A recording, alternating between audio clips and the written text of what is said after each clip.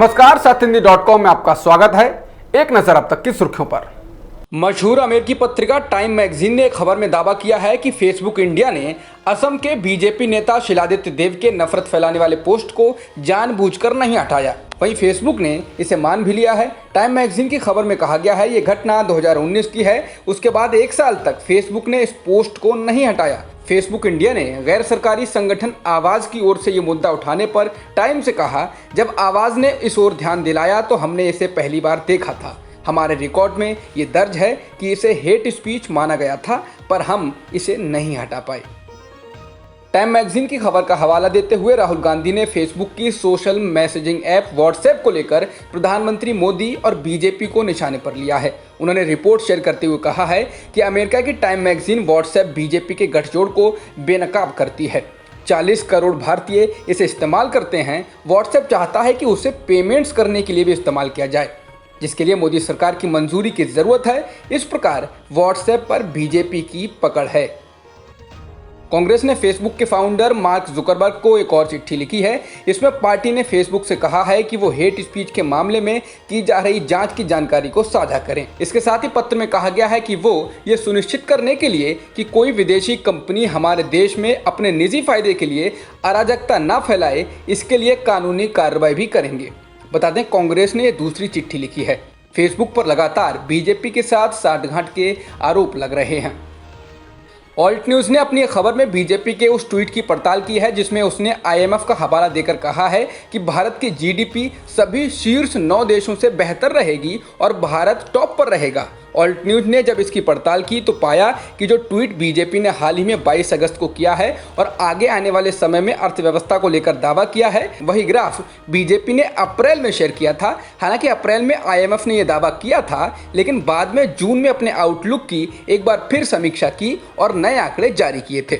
इनमें 2020 के दौरान भारत की GDP को 0 से 4.5% नीचे दिखाया गया था। लेकिन बीजेपी इस ग्राफ को सितंबर का आउटलुक बताते हुए भी इस्तेमाल कर भ्रम फैला रही है। सोनिया गांधी ने एक बार फिर मोदी सरकार पर निशाना साधा है। उन्होंने कहा है कि लोगों को लड़ाने वाली शक्तियां देश में नफरत का जहर फैला रही हैं। अभिव्यक्ति की आज़ादी खतरे में है, लोकतंत्र को नष्ट किया जा रहा है। वे चाहते हैं कि देश के लोग, आदिवासी, महिलाएं, युवा अपना मुंह बंद रखें। वो देश का मुंह बंद रखना चाहते हैं। कांग्रेस अध्यक्ष ने कहा, हमारे किसी पूर्वज ने कभी नहीं सोचा होगा कि देश आज़ादी के 75 साल के बाद इतनी कठिन परिस्थितियों का सामना करेगा, जब लोकतंत्र और संविधान खतरे में है। अभिनेता सुशांत सिंह राजपूत की मौत के मामले में CBI शनिवार को भी यानी आज भी रिया चक्रवर्ती से पूछताछ कर रही है। वहीं मुंबई पुलिस के अधिकारियों के हवाले से समाचार एजेंसी ANI ने बताया है कि रिया जब भी अपने घर से DRDO गेस्ट हाउस आएंगी तो उन्हें सुरक्षा मुहैया कराई जाएगी। रिया को सुरक्षा देने की अपील CBI ने ही की है। केंद्रीय गृह मंत्री अमित शाह कोरोना संक्रमण से ठीक हो गए हैं। अखिल भारतीय आयुर्विज्ञान संस्थान यानी एम्स ने एक बयान जारी कर इसकी जानकारी दी है। बयान में कहा गया है कि गृह मंत्री Amit Shah post Covid care के लिए एम्स में भर्ती हैं। वो ठीक हो गए हैं और जल्द ही उन्हें अस्पताल से छुट्टी दे दी जाएगी। पूर्व राष्ट्रपति प्रणब मुखर्जी अब भी कोमा में और वेंटिलेटर सपोर्ट पर हैं। दिल्ली स्थित आर्मी हॉस्पिटल के बयान के मुताबिक उनके फेफड़ों में संक्रमण है, जिसका इलाज चल रहा है। 29 अगस्त को जारी किए गए मेडिकल बुलेटिन के अलावा उनके कुछ लक्षणों में सुधार की बात कही गई है। अस्पताल ने बताया है कि पूर्व राष्ट्रपति का रक्त संचार ठीक तरह से हो रहा है।